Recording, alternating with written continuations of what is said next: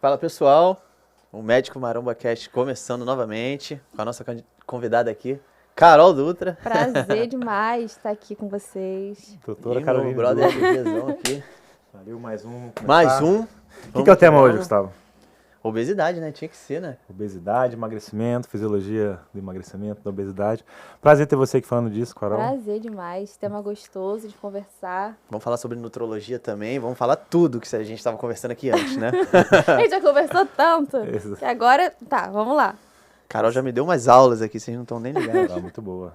Quem acompanha, ela sabe. Vamos lá, Carol, fala um pouquinho de você, porque você escolheu a medicina. Então, como que eu escolhi a medicina? Nunca passou pela minha cabeça fazer medicina. Não, assim, eu fazia ali o meu ginásio, meu primeiro, segundo ano, sem pensar muito. Sabia que uma hora ia chegar, uma hora eu faria alguma coisa. Até que chegou no segundo ano do ensino médio, as pessoas estavam começando a se agitar, assim, o que a gente vai fazer? Eu falei, caramba, o que eu vou fazer? O que eu vou fazer?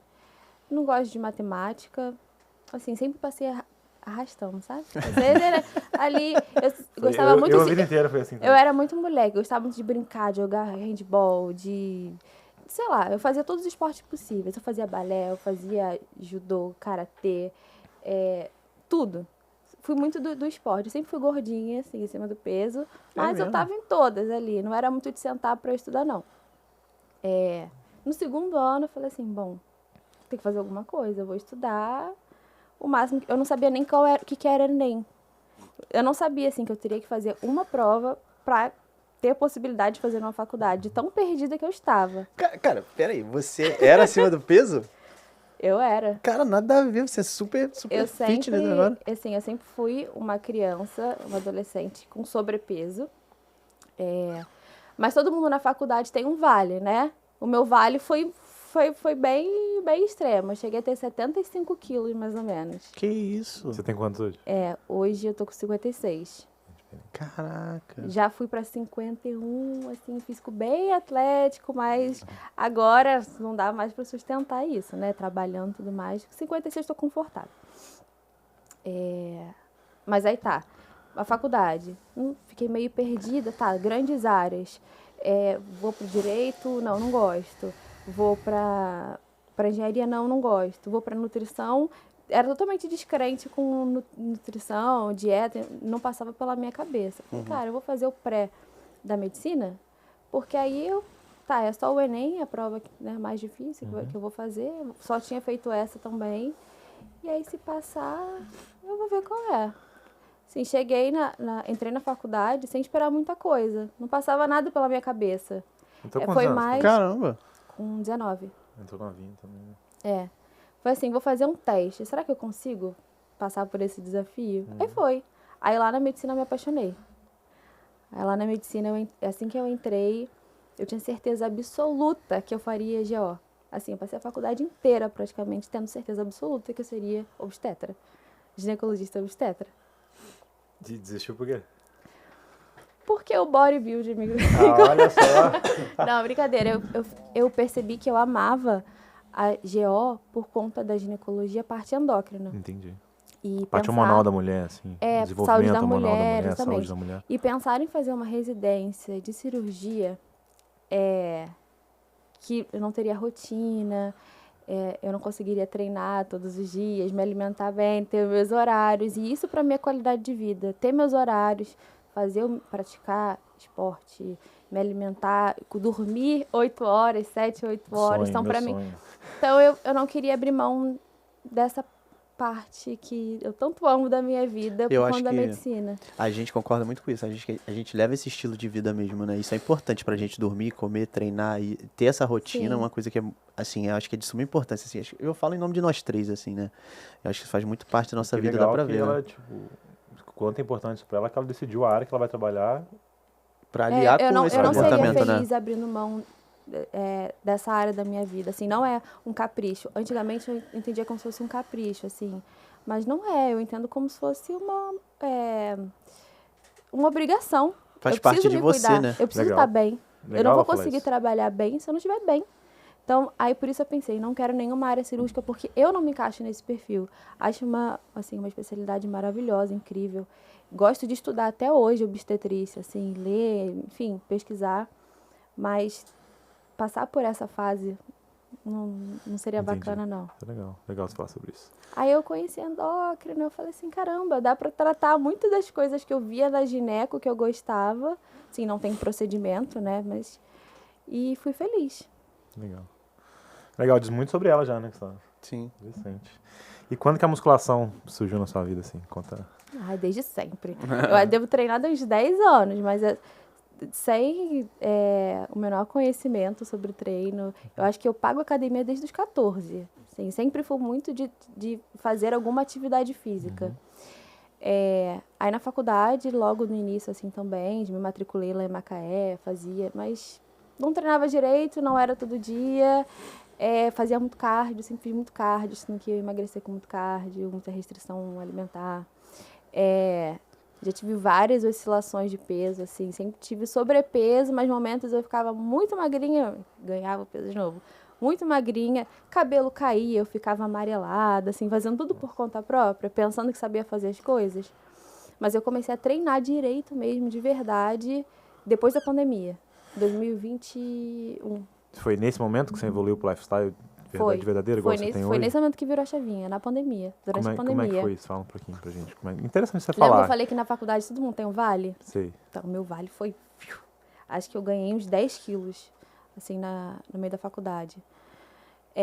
Na minha geladeira não tinha nada, tinha ketchup, iFood, tapioca, porque tapioca era fit, pasta de amendoim era fit. E eu fingia que fazia crossfit, eu fingia, né? Porque eu não fazia direito e eu não ia sempre. Então, assim, eu só pagava ali o crossfit. Então, eu ganhei muito peso. Época da chopada, assim, sei né? como é que é. Então, aquela coisa. Terminando a faculdade, muitas Quase na festas. faculdade. E, enfim, ganhei muito peso. Teve a pandemia. Ganhei mais peso ainda. Nossa Senhora. E aí minha mãe, assim, história é comprida, mas vou resumir. Minha mãe mora em Orlando. Como eu não sabia quando que minhas aulas voltariam, minha mãe falou assim, fica aqui um tempo comigo e aí quando voltar, você volta pra ir. Então, Na pandemia? Na pandemia, pensando que ia durar um mês, por exemplo, a quarentena. Levei roupa pra um mês, assim, o básico. Minhas roupas já não estavam dando mais. Os 2 shorts que eu tinha levado, as 2 calças, não estava dando mais. Eu comecei a pegar a roupa da minha mãe. Só que até então não era uma preocupação minha, assim, tô ganhando peso. Vinha bem, confortável, assim, me achava bonita do jeito que eu tava, não me preocupava. Não entendia como metabolicamente eu não estava saudável daquela forma, eu estava cansada, não me alimentava bem, enfim, não fazia atividade física. Quando as roupas da minha mãe começaram a ficar apertadas em mim, eu falei, temos um problema, né? Porque eu preciso voltar. Lá eu estava confortável, que estava em casa com a minha mãe e com os meus irmãos. Então, ninguém tá me vendo. Só que ia chegar a hora de eu voltar. E eu não estava confortável mais. Antes eu vinha confortável. Tá, tenho sobrepeso, mas tô bem. E legal que isso é muito recente, né? Falando de pandemia, né, cara? Aí, 2021, né, que ela falou. 2020, Aí, o que eu fiz? Lembra que eu fazia crossfit? Comecei a fazer crossfit online. Meu Deus. Lá nos Estados Unidos. Crossfit online. Dos Estados Unidos. Com garrafa PET, subir e descer da cadeira. Daquele jeito, né? Mas aí eu comecei a fazer alguma atividade, alguma atividade física. As academias estavam fechadas. E só pelo fato de eu estar fazendo alguma atividade física com constância, eu já comecei a perder peso. E aí eu comecei a fazer uma dieta mais de substituições. Então, em vez de comer batata frita todo dia, eu fazia uma batata cozida. Em vez de comer pizza todos os dias, eu comia 3 vezes na semana. Né? Não. Foi promoção 2 hambúrgueres por $5. Né? Não, mas sabe o que é engraçado? É apelativo, né? A oferta era demais. Pizza todo dia. Eu amo pizza. Saco de M&M, $2, né? E aí foi... Daí eu comecei a perder bastante peso enquanto eu tava lá. As academias lá abriram antes aqui do Brasil. E aí tinha uma no condomínio, assim... mequetrefe, sabe? Não tinha nada, mas tinha uma esteira, tinha uns pezinhos. Eu comecei a ir todos os dias. Então, foi uma transformação assim. Eu acho que eu perdi uns 10 quilos, assim, em 3, 4 meses, só fazendo meu crossfit online e uma esteirazinha ali. Aí eu vi potencial. Falei, nossa, bacana, gostei. Comecei a pesquisar mais sobre dieta, sobre treino. Eu não seguia, assim, no Instagram essa galera que falava sobre isso. Eu não tinha... Quando me perguntam assim, quem que te influenciou? Ninguém, porque naquela época, assim, há uns 3 anos atrás, ninguém falava muito sobre isso, não tinha podcast sobre isso. As pessoas não postavam treino, filmavam treino, pelo menos não na bolha que eu vivia. Aí eu falei, bacana. Gostei. Tive resultado bom, aí eu comecei a postar, né, assim, meu antes e depois, minha rotina. E aí aquela recompensa, né? Quanto mais as pessoas falavam, caramba, que bacana, olha que resultado. Aí eu fazia mais. Ai, que legal você tá treinando. Eu treinava mais, tudo. Só que aí quando eu voltei pro Brasil, foi um divisor de águas, né? Eu tinha muita vergonha de ir pra academia. Você voltou pro Brasil? Eu voltei final de 2021. A pandemia foi 2020. 2021. É, 2021, acabou final 21, de 21. Lá eu treinava sozinha. E você tava tendo online na faculdade? Você fazia online? Não, a minha faculdade não voltou. Parou voltei, total? Parou total. Eu só voltei quando as aulas voltaram. Uhum. Aí quando eu voltei, eu fiquei morrendo de vergonha de treinar na academia. Porque eu não sabia treinar. Eu não sabia fazer dieta. Cara, o que me assusta é que foi muito recente. Estamos falando coisa de 2 anos atrás. 2 anos atrás. Você tá falando de 2021, de 2023. Foi. Essa transformação na sua vida foi bem rápido, assim. Então. Aí tive uma resistência ali de voltar, de fazer academia de verdade, assim, porque... Mas por quê? Por vergonha mesmo? Por vergonha. Eu nunca tive isso, assim, eu nunca tive uma vergonha do meu peso, uma vergonha de treinar. De não saber treinar. De não saber treinar. Cara, Aí, quando eu voltei, eu tive essa trava, assim. Comecei a fiquei super tímida. Que isso? Aí, quando eu voltei pra Macaé, de verdade, quando as aulas começaram, eu fui. E aí, foi quando eu comecei a pesar a comida e treinar numa academia de verdade. Aí, o resultado foi assim, foi muito rápido. Então, acho que é maneiro a gente dar esse recado pra galera. Acho que muita gente passa pelo que você passou, eu acho, assim, no sentido de quando começa a treinar, não sabe muito bem o que fazer, não sabe muito bem quem recorrer. Então, acho que é legal a gente falar pra galera, assim, sempre procurar uma boa orientação, procurar começar do zero mesmo. Porque se você quiser entrar numa academia, muitas vezes você fica ali impressionado com quem já tem um físico enorme. Se você chega numa academia e você não tá desenvolvido, você vê um LG lá, você fala, nossa, o que eu faço aqui? Fica até com vergonha. E, na verdade, tem que ser o contrário. Você tem que chegar pro cara, porque ele vai estar lá também, e todo mundo tá no corre, né? Ninguém tá preocupado com você. Ninguém nasceu sabendo. E Ninguém foi até nasceu bacana sabendo. assim, eu ter passado por isso. Todo mundo Porque é tem o que início, eu cara. passo hoje, é um erro. Que bom que eu comecei a errar antes, o quanto antes, eu comecei a acertar também antes. Essa questão de ficar com vergonha de ir pra academia, porque as pessoas iam me reparar. Ninguém ia me reparar. Ninguém, cara. Isso é muito comum, né? Isso é muito Ninguém comum. tá Muita olhando pra gente passa gente. por isso, cara. A gente não é tão importante quanto a Quanto gente a gente pensa. A gente falou isso todo dia. Tem pessoas que falam assim, eu vou primeiro emagrecer pra depois ir pra academia. É. Isso é muito comum. Cara, e é um erro, assim, muito comum da galera, muito comum. É muito legal você falar isso mesmo. Por isso que eu quis pontuar, porque a galera fica com essa vergonha de ir pra academia mesmo, assim, de achar que tá passando vergonha. E não tá, ninguém ali tá ligando pra você. Até hoje eu não treino direito. Até hoje eu devo fazer várias coisas erradas. Exatamente. A cada treino eu vou lapidando aquilo ali. E também a questão da dieta. Eu era totalmente descrente com nutrição, nutricionista. Eu pensava que nunca daria jeito, que pra fazer... Eu entendia dieta como uma mega restrição, né? Como vai ter que cortar tudo. E eu também pensava, eu já sei o que eu preciso fazer pra emagrecer. Eu preciso gastar mais e consumir menos. Então eu já sabia o que eu tinha que fazer. Eu pensava que sabia. Porque eu já tive várias oscilações, assim, eu ganhava peso e perdia peso, mas às custas de muita restrição, de jejum, de várias loucuras, dietas malucas. E aí, quando eu cheguei nesse ponto, desse vale, assim, eu vi que eu não sabia nada, porque eu estava tentando fazer tudo aquilo que eu pensava que sabia, que era gastar mais e consumir menos, e jejum e restrição, e não estava dando certo. Aí eu falei, bom, eu preciso de um profissional comigo, eu preciso de ajuda. Eu preciso de ajuda. Eu não sei, assim, a medicina não me ensina a montar uma dieta. A medicina não me ensina a ser nutricionista, a medicina me ensina... A medicina não ensina nem o básico Nem do ensina nem o macronutriente, básico. do que A é medicina proteína, ensina pelo menos a carboidrato, ser ensina médico, pelo menos. Agora, aí foi quando eu busquei ajuda, aí tive acompanhamento com o nutricionista, comecei a pesar as refeições, entender mais sobre os nutrientes, aí o resultado E foi foi a Amanda desde o bem... começo, a nutricionista? Não, a Amanda eu conheci tem 1 ano. Um abraço Quando pra eu vim pra Amanda aí, cá. nossa sócia também. Tem que voltar aqui em breve, né, mano? Não, ela me ajuda bastante. Aí hoje ela é minha nutricionista. Que legal. muito Então, bom. esse fato de você errar muito, de você ir aprendendo por conta própria, meio que sendo uma autodidata, foi o que te trouxe esse gatilho pra trabalhar com o que você trabalha hoje, então, Foi. né? Acho que Foi toda a assim. história dela, todo o processo. que Todo ela o passou, processo, foi né? recente, né, cara? Tem tudo a ver com o que você trabalha hoje. Muito legal. Foi. Agora eu entendo a dor do paciente, né? Exato, você já passou por aquilo ali. Acho que isso fala um pouco da nossa história também, porque a gente sempre treinou e, claro, vai aprendendo com o tempo e tudo mais. Eu aprendi muito com esse cara aqui na academia, desde que eu entrei em Vassouras, né? Até te elogiar por isso, porque ele sabe treinar bem, sempre soube. Então, assim, aprendi muito com esse cara e a gente vai batendo a cabeça mesmo até aprender. E quando a gente aprende, a gente fala, cara, o caminho é esse. Então, a gente pode ajudar muita gente mostrando o Aham. caminho que a gente já passou, né? Muito bacana você falar isso. Achei muito legal mesmo. E como é que você faz hoje, com essa rotina que você tem puxada de trabalho, de cursos, de estar, igual esse fim de semana você estava em São Paulo, como é que você faz essa rotina agora para conciliar com o teu lifestyle, com os treinos, a dieta? Então, hoje eu não entendo mais como obrigação ir treinar e não consigo mais não me alimentar bem. Então, por exemplo, fui para São Paulo, procurei estar no hotel que tinha alguma academia. Não tinha uma academia mequetrefe, tinha uma esteira que, assim, para o meu físico não teria impacto algum eu não ter treinado naqueles Pra tua dias. cabeça? Mas para minha cabeça, assim, então isso me faz tão bem que hoje não é um prejuízo eu ter que treinar. Não é um sofrimento ter que acordar mais cedo para treinar. É igual E escovar o aí- dente, né? É, Tem que ser exatamente. tem que estar ali ser na tua todo rotina, dia, senão- Tem que ser todo dia. Não é um castigo. Exato. E aí, assim, a rotina que é uma bagunça, né? Eu me formei tem 1 ano, e aí desde então, cada semana a minha vida tá de um jeito, até eu conseguir me acertar.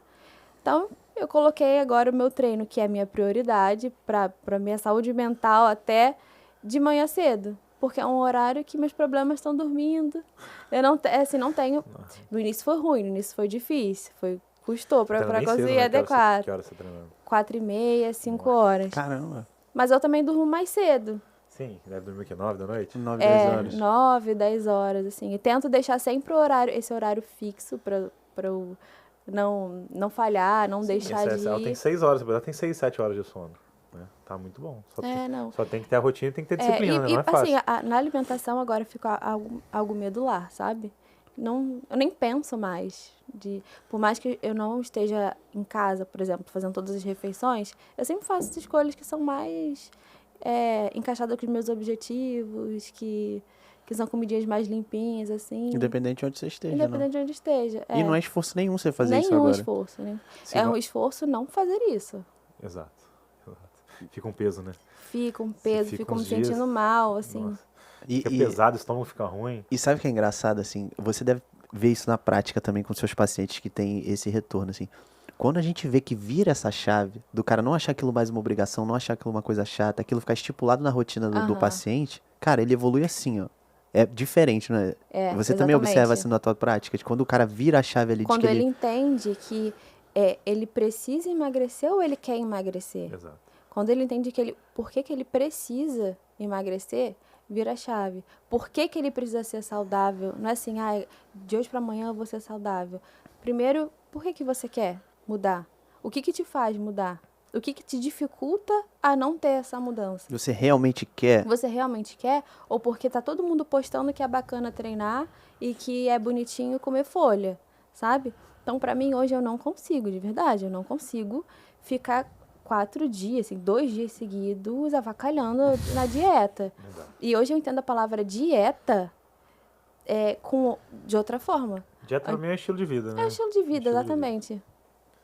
Hoje as coisas estão tão loucas que se você falar que você come bem, se exercita, bebe água, prioriza o seu sono, as pessoas te chamam de louco. Aham. Falam que você tá fazendo dieta, falam que você tá abrindo mão da sua vida. E não é, cara. Isso é o certo. Isso O é errado é certo. você comer mal, beber demasiadamente. Então, assim, hoje Não tomar água. não tomar o água. mínimo necessário. Então, é uma parada que eu falo com o LG direto, assim. Hoje, estar acima da média, em questões de qualidade de vida, cara, não é tão difícil não, cara. É só você fazer o básico. Aham. Você se alimentar, beber água, dormir e fazer uma atividade Na física. época da faculdade eu morria de vergonha de levar Sabe? marmita, por exemplo. Não levava. Tanto que eu não tinha nada na minha geladeira. Porque assim, nossa, vai parecer que eu tô fazendo dieta, vai parecer que eu tô me preocupando. Hoje em dia, em qualquer lugar, às vezes eu nem esquento, sabe? Eu tô comendo o que eu gosto, o que me faz bem e na hora que eu quero. Isso pra mim isso é liberdade. Verdade, Exatamente, exatamente. Você tem liberdade. total controle da tua vida. Aham. Olha a diferença, sabe? É engraçado como é que é as coisas, né? Em 2000, eu entrei na faculdade em 2011. No primeiro período, eu já levava marmita e abria uma marmita dentro da sala. À frente do seu tempo, À ó. frente do tempo. Aula de Olha a histologia. qualidade muscular dele e olha a nossa, Aula né? de- Se eu tivesse feito isso lá em Aula de 2011. histologia. Professora Paula Pita abriu uma marmita no meio da sala. E aquele fedor de marmita, De de marmita. cebola. Primeiro período. Será que eu era maluco, cara? À frente do seu tempo, 2011, visionário. cara. Você Tá tava vendo? certo, tá vendo? Hoje todo mundo tá querendo fazer Hoje, isso. todo mundo- hoje é bonito, é legal. Hoje é bonito. O cara olha assim, na minha época, filho. Não, É, você tinha verdade. Mas, cara, vergonha tá mesmo. mudando bastante, né? Essa Graças a visão, Deus. assim. O fortinho, antigamente, era o burro que só treinava e não tava nem aí pra nada. Mas depois que eu mudei o meu estilo de vida, que eu comecei a treinar, comecei a me alimentar bem, tudo na minha vida melhorou bastante. Eu comecei a ter muito mais disciplina que eu não tinha antes. Eu nunca fui a pessoa, assim, antes, né, dessa fase. Não era a pessoa de dormir cedo, de estar sempre criando novos projetos, de gostar de estudar, de ser muito certinha com o horário, assim, de ser comprometida. Não, eu deixava a vida me levar. Você vê que quando eu cheguei no pré-vestibular, não fazia a menor ideia nem de como que eu tinha que fazer para entrar na faculdade. Sabe? Eu era bem, deixava a vida me levar e as coisas iam acontecendo. Depois me deu uma disciplina tão grande, assim, que mudou a minha vida. Olha o que você tá falando, olha que engraçado que ela tá falando, assim. Olha como a musculação, atividade física, enfim, né? E o fato de fazer dieta e o fato de ter uma vida regrada no sentido de cuidar da sua saúde foi benéfico para pro teu trabalho, para tua função cognitiva, para você organizar a sua vida, para você ter sucesso em outras áreas. Então, assim, o primeiro começa organizando a nossa própria vida. Depois a gente consegue transmitir isso e evoluir em todas as outras áreas. Gera uma maturidade, assim, o despertador vai tocar. No único horário que eu tenho, 4h30 da manhã, eu não tenho que pensar se eu vou ou não. É o horário que eu tenho. O despertador tocou, eu vou levantar. Se eu não fizer a minha comida e se eu não arrumar a minha comida, eu não vou comer. Porque ninguém vai fazer isso pra mim. E antes disso, eu não tinha essa mentalidade. E era um dia de cada vez, as coisas iam acontecendo. E eu não tinha disciplina pra nada. Pra nada. 4h30 da manhã, tirar o chapéu pra você. Numa boa. 4h30 da manhã é doído, hein? Nossa.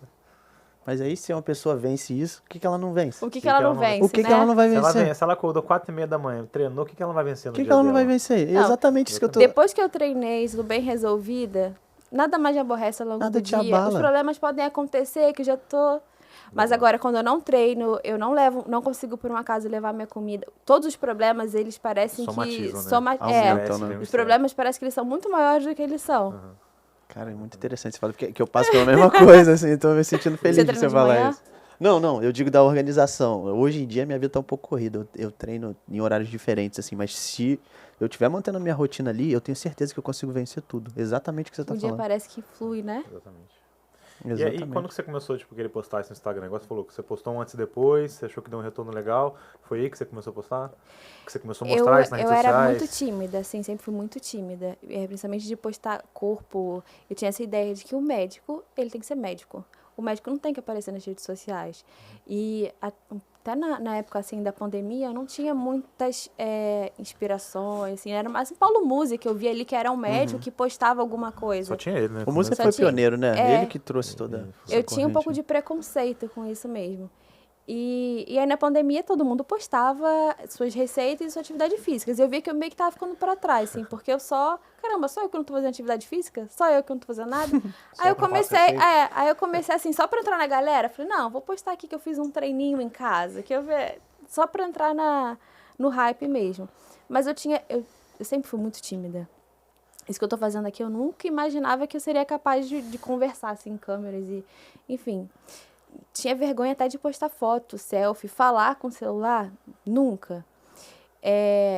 Mas aí eu fui muito aos pouquinhos, assim, postando um antes e depois, as pessoas, que bacana, e aí um outro. Até que um belo dia eu postei um Reels e viralizou, logo no início do Reels, assim, que era muito mais fácil viralizar naquela época.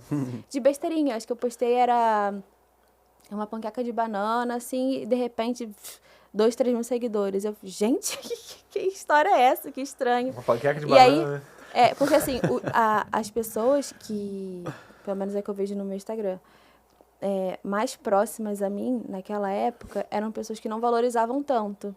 Que assim, tá, legal, emagreceu. Legal, fez dieta. Só que as pessoas que não me conheciam batiam mais palma, assim, tinham um retorno mais positivo, assim, elogiavam mais. Nossa, que bacana, conta a sua história, divide isso com a gente. Então, na verdade, eu fiquei menos tímida por conta das pessoas que eu não conhecia. Que legal. Que eram pessoas, assim, que realmente vieram do além. E aí eu comecei a postar mais E as pessoas começam a pedir conselho também, né? conselho e dica, na época era dica, né? Dica do seu processo de emagrecimento, dica disso, daquilo. Aí eu comecei a postar, fiquei mais sem vergonha de postar treino, postar minha rotina mesmo, que o tempo era corrida, eu fazia faculdade de medicina, eu morava sozinha, eu fazia a minha comida, Eu treinava todos os dias, aí eu vim e voltava pro Rio, e aí foi indo, aí o Instagram foi crescendo. Que legal. Muito bom, cara. E aí eu percebi também que, com o advento dos médicos nas redes sociais, eu via que eu podia ser médica e também estar presente nas redes sociais, que isso, inclusive, me ajudaria quando eu me formasse. Então, bom, tinha dali uns 2 anos para me formar. Até o momento, eu seria GO, né? Tinha certeza absoluta. Mas como que eu posso ser uma ginecologista e obstetra que eu não dependa tanto assim da obstetrícia, que eu consiga correr logo do hospital, tendo alguma presença digital? E eu comecei a seguir vários ginecologistas que me influenciaram Eu vejo que tem nisso. umas páginas umas páginas de estratégia médica. Em redes sociais, você sempre Exatamente. segue. Ela sempre fala o rostinho da Carol lá. Uma imersão, assim, no digital. Falei, cara, eu vou investir nisso, porque isso vai me ajudar lá na frente. E você chegou a Certa pagar algum forma. curso, alguma coisa assim, específico para Não. médico, em rede social, profissional Não. de saúde, não? Só assistindo mesmo e reproduzindo. Que legal, parabéns. Só que ainda na visão de quero fazer GO, não quero centro cirúrgico. Como que eu vou fazer para sair o mais rápido possível do centro cirúrgico? Eu tenho que ter alguma presença digital. E aí foi quando eu comecei a ter várias inspirações, assim, Legal. no Instagram e tudo. E foi que eu comecei a postar mais, mas também com muita timidez. A primeira vez que eu tive que fazer um story falando, eu quis morrer. Assim, eu queria vomitar, passar mal, começar a suar Que frio. isso? Eu Que queria mesmo? quase devolver assim, não quero isso aqui não, obrigada, eu não quero falar, eu não gosto de falar, não sei falar, eu sou tímida. Você fala tão bem que essas histórias são Mas muito aí foi natural. muito... Se pegar meus Dizem que é treino, né? primeiros vídeos... Dizem que é treino, né? Tem que fazer. Os meus primeiros vídeos, quando eu comecei a gravar no Instagram, misericórdia, falava baixo, encolhida, assim, falava pra dentro. Eu não conseguiria me assistir hoje. Acho que isso acontece com todo mundo, fica Todo mundo. tranquila. Todo mundo passa por Todo mundo isso. fala que o começo é ruim, tem que ir treinando. Tem. E aí eu fui ficando sem vergonha. Eu tomei gosto, aí comecei... Que momento esse surgiu o Miguel? Porque o Miguel... Então, o O Miguel... Miguel era pra vir aqui, tá? O Miguel é um safado. Tá cara. devendo essa, hein, Tá Miguel? devendo. Pô. Era pra ele ter vindo aqui, tava agendado, mas beleza. Eu comecei a postar muito aos pouquinhos, assim. E aí, assinei a plataforma do Miguel. Fiz assim, na primeira semana de treino, eu fiquei apaixonada. E aí, naquela semana, eu comecei a filmar vários treinos, fiz um reelzinho e postei. Só que foi bem na época, o primeiro reels que viralizou, chegaram uns 3 mil seguidores, assim, foi uma coisa assim, assustadora. Aí, esse segundo, parecia que meu Instagram estava em alta ainda. Meu Instagram entendeu que eu estava sendo relevante naquele momento para alguma coisa. E eu postei um vídeo de treino e marquei o Miguel. Mentira, eu nem marquei o Miguel, não marquei nada. Mas a galera, que bacana, seu antes e depois, etc. Que treino é esse? Aí eu fui e coloquei assim, por muito tempo eu treinei sozinha e expliquei minha história, com garrafa PET, fazia crossfit online, mas atualmente estou fazendo o treino do @SãoMiguelito. E aí ele viu aquela menção, aquele vídeo, aí me mandou um montão de áudio. Imagina, eu acordando 5 horas da manhã, Um monte de áudio com do um Miguel. montão de áudio do Miguel, Tomando marmita na cozinha. perguntando, assim, querendo saber da minha história, que bacana. Ele me contou de como que era ali o projeto do avião, das meninas e tal. Pô, vem treinar comigo, eu vi que você é do Rio, que não sei o que, você quer fazer parte do time? Foi logo no início, assim, quando ele estava recrutando as meninas do time. Que ano que foi isso? 2021? Foi 2022. 2022. 2022, Miguel é fera. Claro que eu quero, era o que eu já fazia de graça, imagina, assim, treinar com o Miguel, que na época eu via as meninas, Flávia, a Gabi, assim, meu Deus, elas são as musas das musas, é o lugar que eu mais almejo estar, quero estar com elas. Porque as meninas já treinavam com eles presencialmente, né? E Eu era a Flávia única... treina há muito tempo com ele já. Né? Há muito tempo, eu seria a representante da plataforma, a menina que teve um resultado bom com a Sim. plataforma. E aí foi assim que começou. Legal. Que maneiro. E aí, postando mais, aí o Instagram foi crescendo, aí eu aproximei mais do Miguel, das meninas, tudo, aí foi. Isso tá ótimo. Bom, Só somou, né? Só somou. E Só Miguel, somou. tem que vir aqui. Tem que vir, Miguel. Não, tá eu devendo. pensava tá assim, na dívida. eu devia ter, sei lá, 3 mil seguidores na época, que já era muito. E aí o Miguel, assim, não, muito bacana seu Instagram, vou te dar um link. Naquela época, você só podia usar o link se você tivesse 10 mil seguidores. Miguel, quem que vai comprar alguma coisa de mim? Eu não falava nada no Instagram, não postava. Eu não tinha nem 10 mil seguidores, então não tinha nem como eu colocar um link. Aí eu falei Ele pra apostou ele, em você, assim, entre aspas, né? ele apostou total. Porque eu não tinha nada, sabe? Eu não falava, era um bicho do mato real.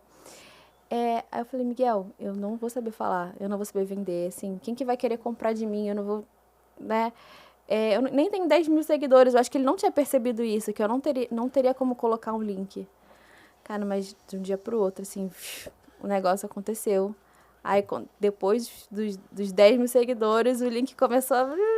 Que legal, cara. Mas eu não botava fé não, hein? Não botava fé não. Suava frio, não vou conseguir. Miguel não erra não, se ele apostou. Visionário, Se ele apostou, visionário. o bicho é foda. Se ele apostou, pode ir.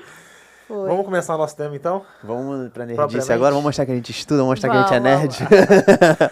Obesidade, Carol. O que a gente pode classificar uma pessoa obesa? O que a gente pode definir de obesidade e como classificar uma pessoa Então, a obesa? gente classifica a partir do IMC. O IMC acima de 30, a gente já pode considerar como um indivíduo em obesidade. Perfeito. Obesidade grau 1, 35 grau 2 e 40 grau 3 de obesidade mórbida. É legal a gente comentar essa parte do IMC, né? Que a gente estava até falando antes. O IMC é uma medida populacional, assim. Ele serve para a grande maioria das pessoas, mas para alguns indivíduos específicos ele pode dar uma erradinha. Leva em consideração só peso e altura. Não Por leva em exemplo. consideração segmentos corporais, por Exato. exemplo. Se o cara tiver uma massa muscular elevada, ele vai ter um IMC ali que vai sair do padrão de análise certa, né? Por exemplo, o meu IMC dá sobrepeso, o do seu dá o quê? Obesidade, né? E, no entanto, você deve ter uns 10% de gordura. IMC, Então. é claro que o IMC não é para um paciente, para um indivíduo atleta. Exato. Não é para avaliar o índice corporal do obeso. A nível populacional, a nível de estudos, né? Ele vale por causa disso, porque para uma grande população ele vai servir, mas ali tem algumas individualidades que a gente tem que ter um olhar diferente, né? Mas pro tema que a gente vai falar, que é obesidade, ele serve Ele muito. se encaixa muito bem. Pode falar mais um pouquinho. É um bom parâmetro para a gente ter, mas Exato. deixa a desejar em muitas situações. Porque metabolicamente o tecido adiposo ele é muito mais prejudicial do que músculo esquelético, Exato, do que massa óssea, que não leva em consideração o IMC. Tá certo. E nesse paciente obeso, como é que você gosta de fazer a avaliação corporal dele? Bioimpedância, avaliação tampométrica? No consultório, eu você prefiro fazer a bioimpedância pela praticidade e também a gente consegue ver de forma mais fidedigna os segmentos corporais. Não é o mais fiel, né? O mais fiel é o DEXA, que é uma densitometria, mas assim, foge muito da nossa realidade. Então, a gente não tem que pensar em fazer o perfeito, né? O bem feito já resolve muito. Eu não gosto de pregas porque é examinador independente. Sim. Então, depende com qual aparelho o adipômetro eu vou estar usando. Se é digital, se é analógico. As marcações. Você tem que ser bem treinado para fazer, não é simples. Então eu não curto esse não. Não costumo fazer. E nem a medida você faz assim da Circunferência abdominal? de pescoço e abdominal. né? Você faz? Faço. Legal. O comentário legal sobre esse tema é assim, que a bioimpedância, ela funciona com corrente elétrica, né? Então ela o tecido adiposo, ele não conduz tanta corrente igual os outros tecidos, e até eletrólitos, água, enfim. Então, como a corrente elétrica ali, ela vai perceber uma variação dependendo do tecido, a bioimpedância, ela pode errar nesse sentido. Por exemplo, às vezes o paciente está mais inchado num dia, às vezes o paciente fez um exercício extenuante no dia antes, então ele está com aquele edema, então a bioimpedância pode errar um pouco. Então, para aquela análise pontual ali, a bioimpedância pode errar um pouco, a depender de como o paciente está. Foi igual você falou, não é perfeita. Mas para um acompanhamento longitudinal, por exemplo, você vai acompanhar o paciente ali 6 meses, um ano no processo de emagrecimento, ela vai errar igual, né? Para aquele mesmo paciente. Para que o paciente venha à consulta nas mesmas condições. Nas por mesmas exemplo, condições. Eu atendo no período da tarde. É chato pedir para o paciente não treinar, não se alimentar 4 a 6 horas antes. Isso não rola na prática, né? Não rola. E, às vezes o paciente acaba até faltando, assim, eu bebi água. Não... Então, assim, vamos fazer sempre nas mesmas condições. Treina de manhã e se alimenta lá 2 a 4 horas antes, mas todas as vezes que a gente for fazer a bioimpedância... Perfeito.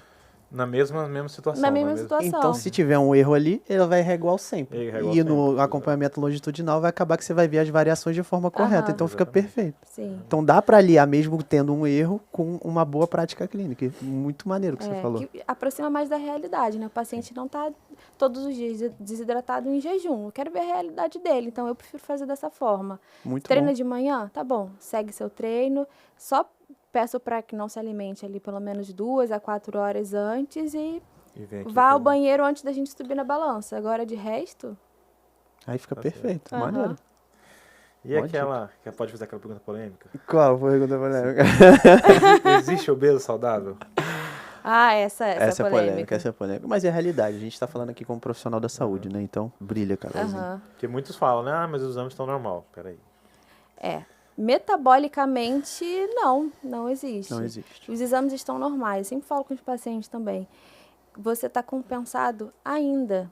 Se eu te der aqui um maço de cigarro hoje, para você começar a fumar, daqui a 10 dias eu tirar um exame, fazer enfim, fazer um rastreio total em você, você vai estar saudável? Vai. Mas você está fumando, né? Perfeito. Então, assim, metabolicamente falando, não. O tecido adiposo, ele não é um tecido inerte. Ele não é um tecido que serve só para acúmulo de energia e esquentar a gente. Igual eu aprendi no ginásio, né? No início da faculdade. Não é. Tem muita citocina inflamatória, recruta células do sistema imune. Então, quanto mais tecido adiposo a gente tem, pensa que essa bagunça toda está acontecendo. Né? E eu sempre faço essa analogia, assim. Se você te der um maço de cigarro hoje, deixar você fumando um mês, daqui a um mês você vai estar saudável? Eu não te considero saudável, apesar de você não ter nenhuma alteração laboratorial. E eu não trato papel, eu não trato exame. Exato. Eu trato a clínica, o paciente. Então, assim, velocidade de raciocínio, qualidade de sono, esforço respiratório. Tá de 0 a 10, tá 10. Dificilmente eles falam que estão 10. Então, eu não considero saudável. Agora, falando esteticamente, assim, eu não tenho que dar opinião Exato. sobre a parte estética. Vamos pontuar Tanto isso. que eu sempre me senti muito bem, apesar de estar acima do peso. Não era uma questão, assim, me sentia bonita, mesmo com sobrepeso. O que a gente está falando aqui não é de beleza. Exatamente. A gente está falando de saúde. A crítica que eu tenho para essas, não sei se é blogueira, essas famosas aí, não vou citar o nome, né? Não deixa quieto pra não tomar Tem uma processo. bailarina aí, mas eu não vou citar o nome dela, entendeu? Ela, cara, tudo bem, ela defender que ela se acha bonita esteticamente, que ela se vê bonita, que ela se vê linda, eu acho maravilhoso isso. Tudo até bem, porque... ela tá feliz, entendeu? O Exato. psicológico dela, isso é ótimo. Mas ela querer... Não dá pra negligenciar Exatamente, essa mas ela questão. querer pagar que a obesidade é saudável, que tem que se aceitar tudo bem, não. Não é, nunca vai Se ser. você se achar bonito, ok, parabéns, que legal. Agora você tem que se cuidar, você tem que emagrecer. Não é pra você se aceitar e ficar confortável com isso. Você precisa emagrecer pra tua saúde.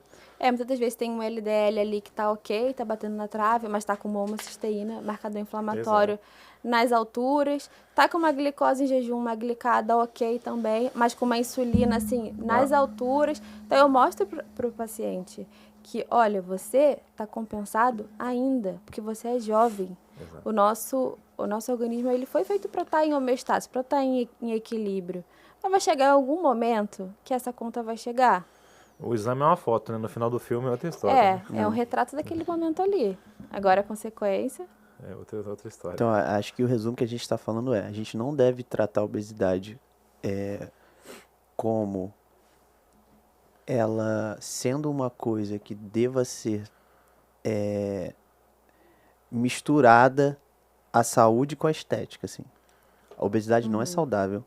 O paciente obeso não está saudável, apesar dos exames dele poderem vir normais. O paciente obeso não está saudável e ele tem que focar ali em melhorar os níveis metabólicos dele e tal, no processo de emagrecimento. Isso não tem nada a ver com estética. A pessoa pode ser bonita, linda, maravilhosa, jeito que ela quiser. jeito que ela quiser, do jeito que ela tá se tratando aceitar. doença CID. A gente está tratando doença. Obesidade tem CID, né? Exato. Internacional de doença, tá Então, lá, assim, obesidade. A nossa crítica é que a gente vê muito em rede social isso ser trazido de uma forma muito leviana, como se a obesidade pudesse ser tratada de uma forma assim, tudo bem você ser obeso. Não, galera, a obesidade é uma doença. Agora, beleza não tem nada a ver com isso. Beleza é individual, beleza, acho que todo mundo concorda. Tá tratando saúde, até porque, por exemplo, no fisiculturismo, um atleta alta performance também não é saudável, saúde. exatamente. Apesar de ser considerado por alguns esteticamente bonito, isso também não é saúde. Não é saúde. E eu também bato nessa E tecla. para outras pessoas, esteticamente também não é bonito. É sim. lógico. Muita gente vai olhar o bodybuilder ali, a gente pode achar legal e muita gente pode achar feio. E tudo bem também, a opinião de cada um. Exatamente. A gente falou, tem um corte disso do Samir falando que alta performance não é diferente Não é de saúde. saudável. Alta performance, nenhum esporte, nenhuma modalidade, ela é saudável. Pode ser que seja. Eu conheço menina da natação, que ela treinava 9 horas por dia. Era academia de manhã, piscina à tarde, academia à noite. Ela fazia 2 anos que ela menstruava, ela não usava nada. Isso é saudável? Não, mas ela era atleta brasileira de nadar pan-americano, eliminatória para a Olimpíada, foi para a Olimpíada. Alta performance, não usa hormônio, mas também não é saudável. Entendeu? Quer adicionar mais alguma coisa na obesidade? Não, Tecido perfeito. adiposo, testosterona? A gente pode seguir e falar mais disso daqui a pouco, né? Pode ser. Então, assim, quais são os riscos, Carol, que você acha do paciente com sobrepeso, com obesidade? Os riscos. Principais, assim. Cardiometabólico, assim, clássico, mas sempre tem que pensar também doença osteoarticular, doenças... apneia obstrutiva do sono. Tô querendo entrar em partes que as pessoas não se lembram tanto assim. Até o próprio psicológico. Mas eu sempre pergunto sobre a articulação do paciente. Eles esquecem. O meu joelho dói. Não normaliza seu joelho doer. Não normaliza roncar, por exemplo. O que pode aumentar risco de diabetes, hipertensão. Isso é uma clássica. Você não precisava nem ser médico pra gente saber. Agora, a gordura no fígado pode virar uma cirrose, né? Um risco cardiovascular. A apneia do sono. A apneia do sono, porque a qualidade do sono é um fator de risco isolado para infarto e AVC. Sim. Sabe? E a gente trata muito sono como, assim, na hora que dá eu vou dormir. Na hora que eu vou dormir, as horas que eu tiver. Não, você tem que dormir, você tem que descansar. E com obesidade, você não dorme bem. Você não dorme bem. Da mesma forma que a sua barriga aumenta, que sua coxa aumenta, a sua língua aumenta. E ela, aumenta. O pescoço aumenta. Por isso eu sempre faço circunferência de pescoço, além da abdominal, para mostrar isso para o paciente. Porque a gente é médico. A gente tem que tratar de uma forma que os leigos não tratam. Porque os leigos tratam como consumir menos e fazer mais atividade física. A gente tem que abordar o paciente diferente para ele enxergar a gente também de forma diferente. Você falar do sono e falar da articulação, ele lembra o porquê dele, por que ele precisa sair da obesidade. Legal. Eu tenho até uma história do paciente, que ele é ex-bariátrico agora, hoje ele está mais ou menos 120 quilos, mas quando ele tinha 200, ele estava morando nos Estados Unidos, ele com 200 quilos, ele dando uma caminhada, descendo um degrau, ele fala que o joelho dele explodiu. Ele teve a ruptura de 2 ligamentos cruzados, cara, descendo um degrau. Por quê? Porque ele tinha 200 quilos. Foi aí que ele chegou no hospital e falou pro médico, de pandemia também, mas por que isso aconteceu? Eu só desci um degrau e disse com o médico, ele falou, o tamanho seu, você tem 200 quilos. Tipo assim, humilhou ele assim, ele se sentiu humilhado. E foi ali que ele percebeu o quanto que ele estava obeso, o quanto que aquilo era maléfico para a saúde dele, e foi ali que ele resolveu cuidar. Foi aí que ele voltou pro Brasil e fez a bariátrica. Mas assim, o que deu gatilho nele para ele entender que ele estava obeso, que ele tinha que se cuidar, foi ele estourar o joelho numa bobeira. E às vezes, coitado, às vezes o paciente não tem noção disso e o cara vai num processo ali de engordar. Quando ele percebe, ele já está num nível muito avançado. Sim, isso é muito comum. Carol, muito comum. Isso é muito comum.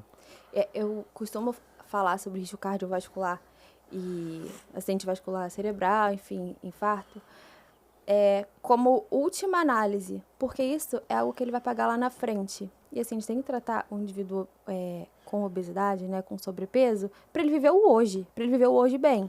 Porque, lá na frente, quando você chegar lá, você pode infartar como se tivesse 50 anos. Não, e hoje?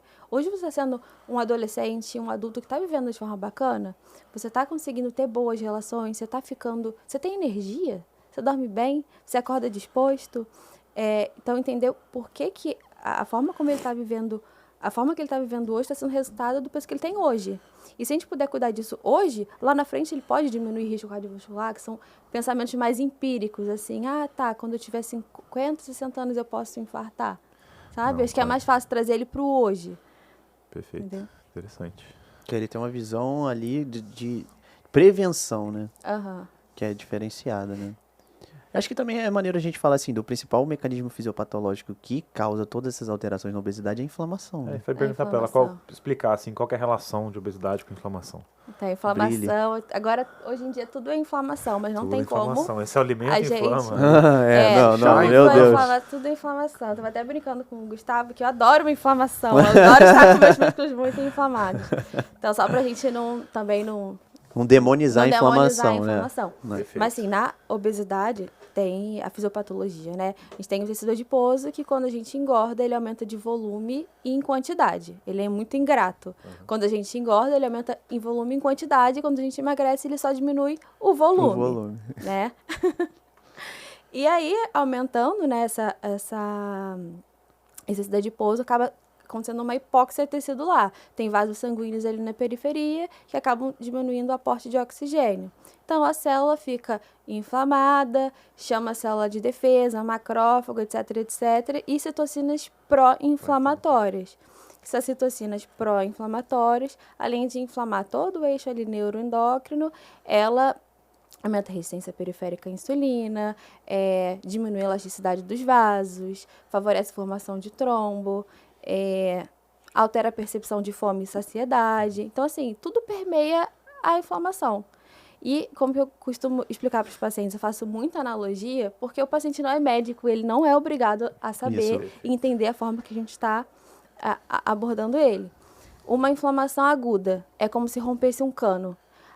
Como a besteira acontece de imediato e você tem que resolver, porque o cano está soltando água, molhando ali tudo. Então, você logo se movimenta para consertar aquilo e consertar o cano e pronto.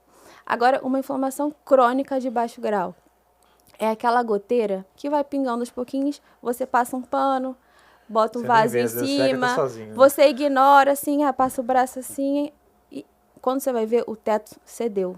E aí, uma hora ele vai cair. E isso é a obesidade. Essa é a inflamação da obesidade, uma inflamação crônica de baixo grau. É aquela goteira que vai pingando, você vai negligenciando, quando você foi ver, desabou.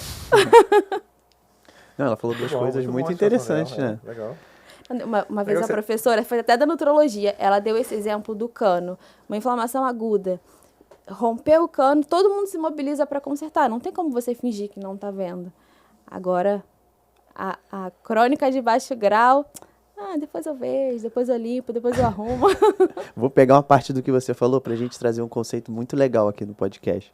Que assim, viu que a Carol falou que quando o paciente está engordando, ele aumenta o número de adipócitos e o volume dos adipócitos. E quando emagrece, acontece o quê? Só diminui o volume dos adipócitos. Os adipócitos continuam lá. Os adipócitos continuam lá. Por isso, é bom a gente chamar a atenção para os pacientes que já foram obesos e emagreceram, como esses caras têm uma facilidade muito maior de engordar novamente. Vamos pegar duas pessoas iguais, assim, vamos supor, irmãos gêmeos. Um foi obeso e o outro não. E os dois têm 70 quilos. O cara que foi obeso vai ter muito mais dificuldade, primeiro, em manter o peso dele, e segundo, em não engordar, porque ele tem muito mais adipócitos que o outro. Então, acho que é importante a galera entender isso também, que o adipócito ele não morre, ele só diminui de tamanho. E isso faz com que a pessoa tenha mais facilidade de engordar e tudo mais. Acho que é interessante a gente falar isso. Falando bem legalmente, mais fácil você encher um adipócito que você criar outros novos, né? Então, como ele já tem as células adipócitas, ela enche com muito mais facilidade. Então assim, e o conceito principal é o seguinte, como a Carol falou, quando a pessoa vai engordando, ela aumenta o número de adipócitos, mas quando ela emagrece, ele só diminui. Sim, perfeito. Então lá... ele tem mais adipócitos lá. Tá bonitinho lá para receber, para hipertrofiar novamente. Né? Querendo receber, né? Doido essa pra encher de gordura. De reganho de peso, eu sempre pergunto o peso máximo e o peso mínimo para entender aonde até eu tô onde lidando. Chegou, né? Até onde eu já cheguei, porque a gente tem um peso confortável, né? Nosso corpo entende como o déficit calórico você está matando ele, você está tirando energia, vai tirar até quando? Então, tem uma tendência ali, além da sinalização hormonal, de aumentar o apetite com o emagrecimento, é você voltar a ter esse reganho de peso. Não é fácil você perder peso e manter o peso. Dentro disso, você investiga o paciente, a infância dele, se ele foi obeso? Sempre, é muito importante. Ninguém, assim, as pessoas não engordam da mesma forma, nem no mesmo tempo, nem na mesma velocidade. É diferente um paciente que sempre foi uma criança com sobrepeso e foi engordando aos pouquinhos e chegou num peso tal, de uma pessoa que, tive um luto, uma grande perda, em 2 anos eu ganhei peso. É totalmente diferente para abordar esse paciente. Muito mais fácil emagrecer esse paciente do que foi obeso a vida inteira. Sim, dentro daquilo que o Gustavo acabou de falar, né? Sim. E sabe o que é interessante também? Quando a gente pega a literatura para pesquisar assim, sobre a chance de ser obeso, o ambiente daquele paciente faz muita diferença. Quando o paciente tem um pai obeso, a chance dele ser obeso na vida adulta é muito maior do que aquele cara que não teve pais obesos, nem, pelo menos um dos pais. E as pessoas sempre acham que é por questões genéticas, mas na maioria das vezes, raro às vezes que são por questões genéticas, é por padrão comportamental. O ambiente que ele cresceu, que ele viveu, a forma que ele começou a entender o alimento é totalmente diferente. Então, tenho sobrepeso, tenho obesidade por herança familiar.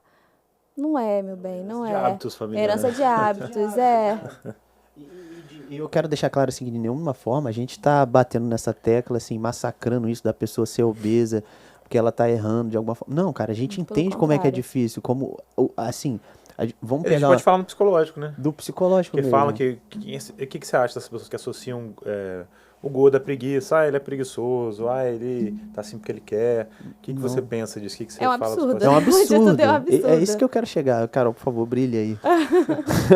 Assim, a obesidade, ela parte também de uma premissa de uma alteração hormonal e de neurotransmissores, né? Você, o obeso, está inflamado, por A mais B que a gente conversou aqui, tem uma inflamação nesse eixo neuroendócrino que altera a percepção de fome e de saciedade. A própria resistência insulínica e a leptina altera essa percepção de fome e saciedade. Além das desordens de neurotransmissor, noradrenalina, dopamina, serotonina é neurotransmissor mais relacionado ali ao prazer, dopamina, recompensa, motivação, noradrenalina, termogênese. Então, a pessoa com obesidade, ela tem uma desordem, né, de certa forma. Então, não tem como querer associar o obeso com o preguiçoso. A gente também não sabe o que veio primeiro, o ovo ou a galinha. Ele se tornou mais cansado, menos motivado porque ele está em obesidade, ou ele está em obesidade e aí vira um círculo vicioso. Perfeito. A questão é que a gente tem que resolver sempre hormônio Ajudar e o neurotransmissor. paciente. Exato. Hormônio e neurotransmissor. E não entender simplesmente como falta de motivação. E deixar bem claro também que o paciente obeso, muitas vezes as pessoas olham com olhos de julgamento, falando, não emagrece porque não quer. Não, gente, é difícil. Tem uma desordem neuroendócrina, como a Carol acabou de falar, né? Não é uma coisa fácil. O obeso está desequilibrado. Né, cara? O cara está desequilibrado, o cara vai ter muito mais dificuldade. Então, assim, a gente tem que estar do lado do paciente, acolher esse paciente, ajudar esse paciente da forma correta e ter a total noção de que ele é um paciente que vai ter mais dificuldade para seguir uma dieta, vai ter mais dificuldade de fazer todo um planejamento por estar obeso. Aí vale também o papel do médico avaliar a saúde mental desse paciente. Exatamente. Muito paciente obeso vai necessitar de acompanhamento psicológico, Com certeza. psiquiátrico, às vezes. Tanto que as medicações para o controle de peso partem dessa premissa, hormônio e neurotransmissor. Porque tem uma desordem ali, né? Perfeito. São das classes dos antidepressivos, né? Depois a gente fala sobre isso, então. Tá certo, Carol. E assim, por que você acha que os pacientes voltam a ganhar tanto peso depois de bariátrico? Isso é muito comum. E, nossa, que é muito comum eu vejo paciente. Tinha um paciente que ele ex-bariátrico e tal, 4 anos já estava magro, depois já começou a malhar. 4 anos depois, ele deu um descuido, ele voltou pro peso absurdo dele. Depois de segurar o peso 4 anos pós-bariátrica, ele recuperou. Por que ele recuperou quanto de peso? Quase tudo que ele era. Ficou imenso de novo. Qual tipo de cirurgia que ele fez? Que ele fez redução bypass? mesmo, bypass. É esperado que os pós-bariátricos ganhem peso, né? Depois ali de 2 anos, assim, tenha 5 a 10% de ganho de peso é esperado, dependendo do tipo de cirurgia. Tem cirurgias que são mais metabólicas, cirurgias que são mais restritivas. A sleeve, você corta um pedaço do estômago, mas não mexe no intestino, é mais restritiva. E o bypass, você tira um pedaço do intestino, ela é mais metabólica. Mas tudo bem. É esperado que ganhe esse peso, mas os pós-bariátricos são desnutridos crônicos, né? A maior parte desses indivíduos, depois dali de 1 ano de cirurgia, 1 ano e meio, param de fazer aquele acompanhamento certinho com o endócrino, com o cirurgião, com o nutrólogo deles, e eles são desnutridos crônicos, porque eles não absorvem bem os alimentos. E aí, são pacientes também que têm uma tendência maior a ter alteração de neurotransmissor, principalmente de dopamina. Então, não é incomum você ver que um pós-bariátrico trocar o vício da comida por álcool, por exemplo, por drogas, por exemplo. Então, esse paciente ele tem que ser bem assistido do início até o final da vida dele. E é onde eu vejo que eles mais ganham peso, quando eles param de ter algum acompanhamento regular. Porque ou eles trocam o vício, por exemplo, eles não conseguem comportar volume de arroz, feijão, frango, mas eles conseguem beber leite moça. Nossa. Então, acaba sendo uma fuga, né? Porque beber leite moça dá um disparo de dopamina, que às vezes é o que eles precisam. Então, quando tem eles uma não dependência de neurotransmissor. Exatamente. Ele foi obeso a vida inteira. Então... A bariátrica não é simplesmente mesa de cirurgia, cortou o intestino, vai emagrecer. Não. Se a gente não pensar que é um distúrbio de hormônios de neurotransmissor, vai ganhar o peso de novo. Interessante. Bom, você acha que é por isso, então? Sim. Legal. Porque ele não comporta volume, mas sim, tem coisas calóricas e muito gostosas que ocupam nada de volume. Sorvete, por exemplo. Você vê que eles começam a ganhar peso, geralmente é com compulsão alimentar, né? E são com refeições líquidas, com doce, tudo que dá disparo de dopamina para o paciente. Que legal. Vamos falar tratamento, então, né? Vamos falar tratamento da obesidade? A gente sabe que inicial sempre é farmacológico, né? Agora fala um pouquinho desse tratamento inicial. que é atividade física, mudança no estilo de Na verdade, vida. Como é que você orienta isso para o paciente? Farmacológico e hormonal é o último pilar. Eu sempre trago 6 pilares, né? Alimentação, atividade física, sono, por ser um fator de risco isolado para doenças cardiovasculares, por ser ali que a gente vai conseguir controlar os nossos disparos de cortisol ao longo do dia. Intestino, gerenciamento de estresse, também por conta do cortisol, a gente sempre negligencia, né? O cortisol, mas eu sempre trago esses esquecidos do churrasco. O cortisol, a insulina, para a gente poder falar deles. Falei, sono, intestino, alimentação, atividade física, gerenciamento de estresse, aí dieta, medicação e hormônios. Em segundo plano, né? Em segundo plano, sempre exatamente. Primeiro essa mudança de estilo de vida. Tem que estar aliado, né? Arrumar a casa, eu sempre falo com o paciente assim, eu não quero que você de hoje para amanhã mude sua vida totalmente, comece a fazer atividade física todos os dias, faça restrição alimentar, siga cardápio, vamos ajustar seu metabolismo, vamos começar aos poucos, vamos começar a dormir bem, vamos procurar fazer só substituições, por mais que que tenha equivalência de caloria, por exemplo, prefiro só que comece a fazer substituições por alimentos mais saudáveis, comece a fazer alguma atividade física que seja uma caminhada, mas sem mudar muito a rotina dele. Porque metabolicamente ele está bagunçado. Eu preciso primeiro arrumar a casa, tentar diminuir essa inflamação. E aí sim a gente vai partir para o que tá famoso por aí. Seguir dieta, pesar comida, fazer atividade física, fazer cardio. Não quero colocar mais uma novidade na cabeça dele. Vai aos poucos, né? Vamos poucos. A gente vai só preparando o terreno. Você tem muito paciente obeso, cara? Te procuram muito? Tenho. O que eu trabalho mais hoje é com emagrecimento e obesidade. Assim, sobrepeso, obesidade. E tem aqueles que já chegam perfeitos pra mim, que eu já fico assim, gente, essa pessoa tá melhor que eu. O que eu vou fazer? O que eu vou fazer, né? Tá bom, vamos lá, vamos conversar. E aí a gente... compulsão alimentar, transtornos alimentares. Então, assim, aí eu entendo por que a pessoa veio até mim. O que tá acontecendo com ela. Legal. Mas eu gosto muito, assim, tratar. Porque eu vejo como muda a vida da pessoa. Com certeza. Tirar... E, assim, é muito mais fácil você tirar alguém de obesidade para eutrófico, né? Para um peso normal, muito mais simples do que você pegar uma pessoa que já tem um peso bacana, já tem um físico bacana e ela quer melhorar ainda mais. Sim, que é alta performance, né? Que é alta performance. Que é o que eu mais gosto. Não, então peraí, que você falou, é mais fácil fazer o paciente perder peso É mais fácil, é mais do que gostoso. ele ganhar Exatamente. massa muscular. Porque ele virar um bodybuilder. Quanto mais peso ele tem para perder, mais fácil ele consegue perder esse peso. Isso é interessante, concordo. Mais fácil entre muitas aspas, né? Não é fácil para ele. Não, É mais sim, fácil um obeso.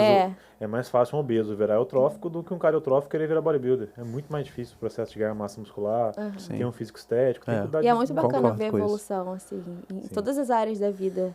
Velocidade de raciocínio, qualidade de sono, Eles devem performance chamar, eles devem chamar depois, né? sexual. Só a gente ótimo. pontuando aqui, a gente tá falando que é fácil emagrecer não, tá? A gente tá Não, comparando não. duas Comparando situações, duas porque a gente já situações. sabe como é que a internet é. Então, a gente tá comparando duas situações Quem me dera, sobre se grau não de tivesse uma dificuldade. pílula mágica assim que fosse fácil Não existe. emagrecer. Mas cada processo de ganho de peso é diferente. Você tem que entender aonde dessa engrenagem estava agarrando, que não está dando certo. É na termogênese, é no sono, é no intestino, é na saciedade, é no descontrole. E cada pessoa em obesidade, ela tem um ponto muito específico ali que a gente tem que tratar como prioridade. Eu sempre falo assim, se eu puder resolver todos os seus problemas hoje, eu vou resolver todos os seus problemas hoje. Mas vamos escolher seus 3 maiores problemas para a gente começar a consertar. Né? E Começa a aí, arrumar a casa, né? começa a Um de arrumar a cada vez, casa. um problema de cada vez. Sim. Esse eu acho que é o maior erro, assim. Então, a anamnese da Carol deve ser forte, hein? Deve ser forte. Depois você me Tá passa certo. como Não, é que é essa anamnese. primeira consulta eu fico Muito uma hora e meia conversando. Eu falo, Tá olha, certo. eu sou a médica mais fofoqueira que você já conheceu. Eu quero saber da hora que você acorda, da hora que você vai dormir, se vai no banheiro, como é que tá o relacionamento. Tudo. Nessa primeira consulta eu quero saber tudo da sua vida. Certíssimo. Perfeito, cara. Parabéns. E aí é onde que eu acho que a maioria dos profissionais falham, né? De achar que emagrecer é Tem receita aumentar de bolo, né? gasto, E tem alguma receita de bolo, não tem? protocolo. Não Nossa, existe protocolo. Protocolo, me receita dá de náuseas, bolo. tá? Dá náuseas, é.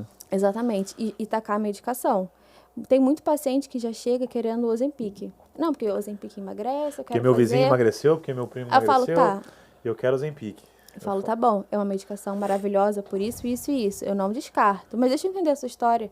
Porque muitas das vezes, se você não é um paciente que come volumão, que sente muita fome, você vai jogar dinheiro fora. É uma medicação cara, tá? Pra você jogar fora. É bem Não, e cara, né? Depois a gente pode falar disso, né? Porque tem paciente que, cara, o Ozempic é feito para obeso, IMC, maior que 30. Muito bom você Aí falar você isso. pega uma mulher de 60 quilos, ela quer pesar 50, ela quer usar o Ozempic. E o pior é que alguns médicos passam, né? Isso E é que é um muitas das absurdo. vezes não é um padrão alimentar hiperfágico. Exato. O Não, problema dela não esse. vai fazer diferença O problema nenhuma. dela não é esse, O exatamente. problema dela não é esse. Exatamente. Ela só vai ter o colateral, ele vai ficar enjoada Aí no toda. final da consulta eu mostro assim, acho o problema, pronto. Acho, olha, aqui, ó. É aqui. Aqui é o seu problema. Então o Ozempic não vai ser bacana pra você. Exato. Você já, nossa. Aí quando você consegue convencer que não precisa do Ozempic, dá até uma, Dá Aham. até dá uma, uma sensação boa, né? dá uma Fica gostado, felicidade. assim. Não, mas eu tô falando do Ozempic, mas é uma medicação que eu gosto bastante, prescrevo bastante. Mas tem que ter indicação. Não, Tem que ter exatamente. indicação, É né? isso que a gente ter tá boa pontuando. indicação. É uma medicação maravilhosa. Para dar start no emagrecimento, então, muito bom, mas tem que ter indicação. Agora vamos voltar lá para o tratamento da obesidade. A importância do cardio e da musculação. Então, a gente sempre eu sempre proponho ao paciente atividade física que ele vai conseguir fazer, que ele gosta de fazer. Eu falo assim, olha, se você hoje não faz nenhuma atividade física, amanhã se você fizer um dia, já tem o dobro. Então, bacana. Vamos fazer. Que seja uma caminhada. Você tem o dobro. Amanhã você tem o dobro. É caminhada que você gosta de fazer? Sim. Isso Obrigado. tratando de um paciente em obesidade, que a gente está pisando em ovos, é mais difícil ali, sabe? Mas explico para ele a importância da musculação. Porque ter músculo, manter massa magra, significa também manter massa óssea. Significa também aumentar a taxa metabólica basal. O músculo, para a gente manter, tem um gasto energético muito maior que para manter tecido adiposo. Então, eu explico para ele a importância da musculação. Porque a gente precisa da matéria-prima, que é o nutriente, mas precisa também ter o estresse metabólico para produzir músculo. Senão, assim, repouso não vai acontecer. E pensando só em gasto energético, caminhada, cardio, tudo isso é muito bacana, mas isso não vai construir massa magra, que pra gente é um tecido metabolicamente muito mais favorável do que o tecido adiposo. E eu preciso que ele tenha essa mudança de composição corporal para evitar o reganho de peso, para de fato ter um emagrecimento mais saudável.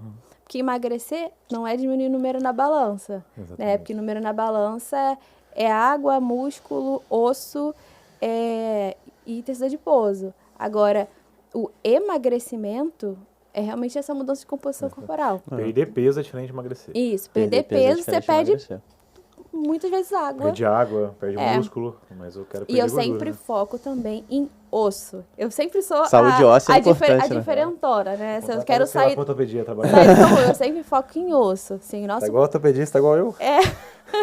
Mas acho nossa, que eu falo demais, que as minhas menopausas, falo demais. Porque assim, o obeso muitas vezes é um paciente desnutrido. O pós-bariátrico é um paciente desnutrido. A mulher na menopausa, ela também pode ser uma mulher desnutrida. E quando a gente perde massa muscular, a gente acaba conseguindo, não mantendo também a nossa massa óssea, que lá na frente é uma conta que a gente vai pagar. Exato. E eu acho bem legal falar essa parte da musculação também, porque a próprio exercício físico, a musculação, ela vai ajudar na resistência periférica à insulina. Sim. Né? Porque a célula muscular precisa de glicose. Então, o que acontece? Quando o paciente vai lá, pratica um exercício físico, o que ele está falando para a célula muscular dele? Pô, preciso de glicose. Então, o que a célula faz? Vai abrir um receptor na sua membrana, o GLUT4, que é pra galera saber, né? O famoso. A galera da área da saúde conhece, mas pro leigo, a sua célula vai ficar mais ávida, a energia, então isso vai diminuir, e em última análise, a tua resistência periférica à insulina. Então, o exercício físico é maravilhoso, cara. Por outro lado, você tem aí o cardio também, né? Que o cardio faz um processo que a gente chama de biogênese mitocondrial, né? Que vai aumentar o número de mitocôndrias na tua célula, vai melhorar o seu metabolismo energético, vai facilitar o cara de emagrecer. Então, assim, do ponto de vista bioquímico que eu tô falando, né? Mas é muito interessante essa relação do exercício físico com a ajuda na manutenção da perda de peso, né? Quem é o melhor sensibilizador de insulina? Não é metformina, é atividade física. É o exercício físico, perfeito. Exato. E a gente sempre fala muito de resistência à insulina, que pra gente é algo muito, assim, banal. Mas pro paciente que não é médico e não tem a obrigação de saber disso, eu explico pra ele que a resistência insulínica, ela é tecido específica. O seu músculo enxerga menos glicose, você capta menos glicose pro seu tecido, mas seu tecido adiposo, ele enxerga todas a glicose e o carboidrato e capta para ele também. Glicose é energia. Então, o seu músculo vai ter menos energia e seu tecido adiposo vai ter mais energia. O seu fígado vai deixar mais colesterol, triglicerídeos livres na corrente sanguínea. Para onde o triglicerídeo vai? Para onde o colesterol vai? Vai oxidar vaso. Então, esse é o problema da resistência insulínica. O músculo vai ficar cego, não vai pegar a glicose.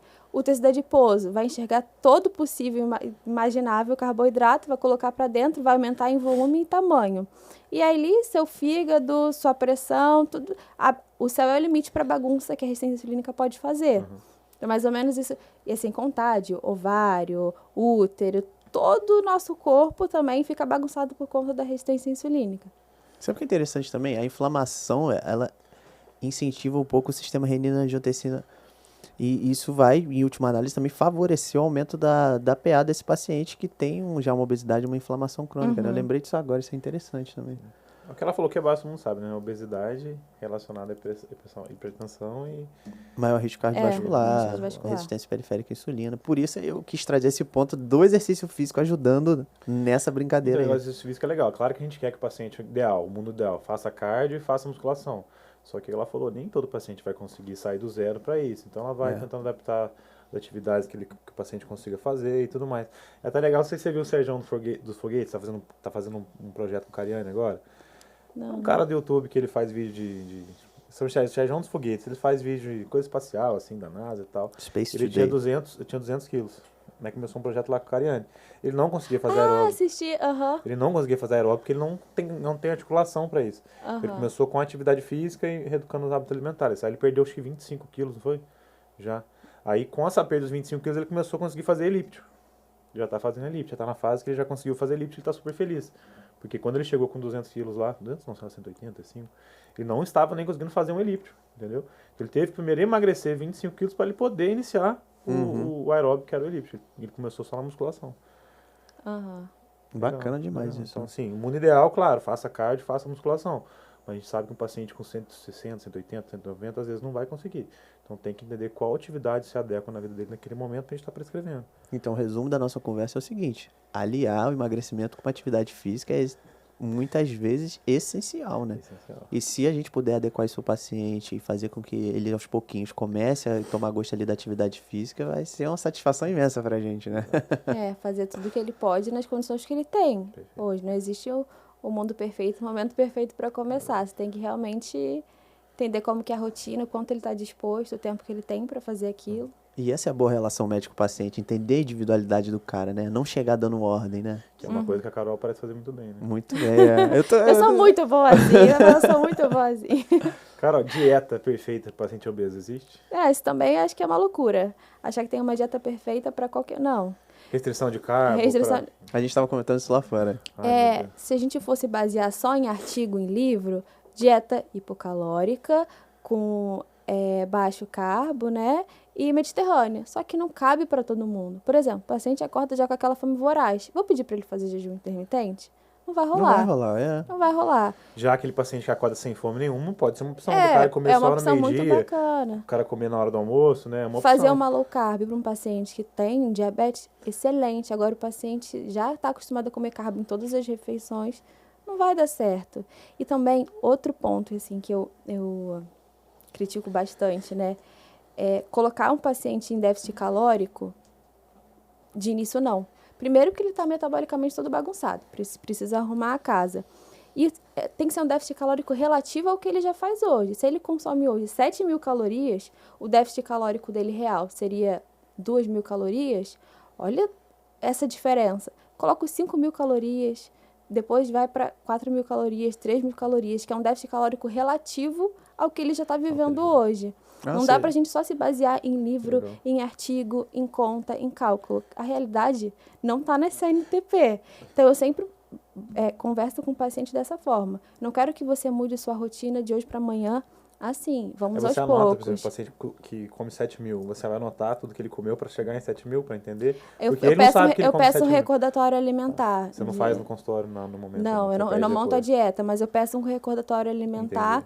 E quando, assim, eu trabalho com um nutricionista, que eu converso com ela, olha, não coloca ele em déficit calórico agora, tá? Conversa, Bacana. monta um plano já de substituições, coloca um déficit calórico relativo ao que ele já vinha fazendo antes, para ele também não ter mais um estresse. Voltando, um estresse metabólico, cortisol e insulina. Ele vai ficar com cortisol aumentado é contra-insulínico, e aí ele já está com uma resistência insulínica, ele não vai ter adesão, ele não vai gostar do tratamento. E esse primeiro mês do paciente é o que é decisivo. É o que eu vou trazer ele para mim, eu vou ter um bom resultado, eu vou conseguir de fato mudar a vida dele, ou ele vai me detestar, e eu vou ser mais uma profissional que ficou pelo caminho. Que ficou pelo caminho, que não deu certo, que não ajudou, e que ele vai continuar vendo com maus olhos dieta e atividade física. Olha que legal, cara, do que você tá falando assim. A gente falou de exame, a gente falou de atividade física e a gente falou de dieta agora. Então, tudo pro paciente, não tem uma receita de bolo, é tudo individualizado. É que o que o cara consegue fazer. É a dieta que melhor se adapta a ele. De repente, o cara trabalha ali fora, aí não tem como levar marmita, aí tem que comer em algum lugar. Então, olha que legal você falando isso, né, Carol? Dessa relação do médico-paciente, que é uma coisa que tem que ser super individualizada. Então a gente bate muito nisso aí, que não existe protocolo fechado para obesidade. Não existe, não faz sentido. A gente tem que ver a individualidade do paciente. Fuja de quem fala isso. Promete algum protocolo de emagrecimento. Assim, eu sempre tento abordar coisas básicas. Forma de preparo dos alimentos, que muitas vezes eles não percebem, não sabem que se colocar uma colher de azeite tem 90 calorias. Calorias líquidas, que em vez de estar consumindo, por exemplo, um refrigerante com açúcar, vamos evitar calorias líquidas para a gente poupar, né, e poder consumir em volume de refeição, mas inicialmente não acho uma abordagem bacana fazer restrição calórica. Sabe uma coisa que eu queria comentar também? Interessante. Que você falou aqui que os pacientes erram muito assim nesse preparo do paciente, né? Do paciente, do alimento, com azeite, às vezes botam gorduras demais ali. Você falou também de calorias líquidas. Sabe o que eu percebo também? Muitas vezes o paciente não tem a percepção das beliscadas que eles dão durante o dia, né? A beliscada também. Você conversa isso com seus pacientes também? Eu sou muito boazinha, não quero restrição nenhuma, mas eu quero que me prometa que não vai beliscar. Porque eu gosto de fartura, eu gosto de refeições volumosas, deixar o paciente saciado. Só que se eu fizer tudo isso e ele continuar beliscando, a conta não vai fechar. Aí ele estraga o plano, né? E aí só de eles começarem a se ligar mais nessas escapulidas, assim. Eu também falo isso de refeição livre, final de semana livre. Eu quero que ele faça. Eu já faço o meu planejamento levando em consideração que ele vai fazer isso. Eu não quero que ele mude a personalidade dele, os hábitos dele, o convívio, as boas relações que ele tem, em prol de atingir um físico aesthetic. Não, inclusive, eu quero que ele continue tendo a vida que ele leva, só que de forma mais saudável. Carol é médica dos sonhos pros obesos, né? Acolhe, Por isso você deve ter muito resultado. Deixa comer fim de semana. Se eu puder fazer até a dieta pra ele. Deixa comer fim de semana, escuta, consulta de 1h30, tá vendo? Se você for pensar, é um déficit calórico relativo. Assim, até a gente mesmo, eutrófico, quer fazer um booking, quer fazer um superávit. Eu, por exemplo, consumo hoje 1.500 calorias. Para fazer um booking... Quê? 1.500. É só uma refeição sua. Tá ali no papel, né? Mas para fazer um booking, eu deveria estar com 2.500. Se eu sair de 1.500 para 2.500, eu vou ficar retidaça, vou ficar cansada. Não. Tem que ser aos poucos, sabe? Vai 1.700, 1.800. Então, por que pra gente é assim? Pra ele vai ser diferente. Sim. Eu vou tirar de um ambiente confortável, que ele está consumindo muito mais calorias que ele precisava, não precisa colocar em déficit, até para a gente ter margem para diminuir. Eu quero que ele emagreça consumindo o máximo de calorias possíveis. Eu não quero deixar ele com déficit calórico comendo 2.000 calorias, assim, para um homem obeso, isso é pouquíssima coisa. Tem várias diretrizes até que defendem isso de um déficit inicial, assim, são várias vias de se ver o tratamento, né? Tem aquela via agressiva do paciente perder bastante peso no primeiro mês, nos primeiros 15 dias, para ele se animar. Depois você bota a comida, né? Tem várias vias, né? Pelo jeito...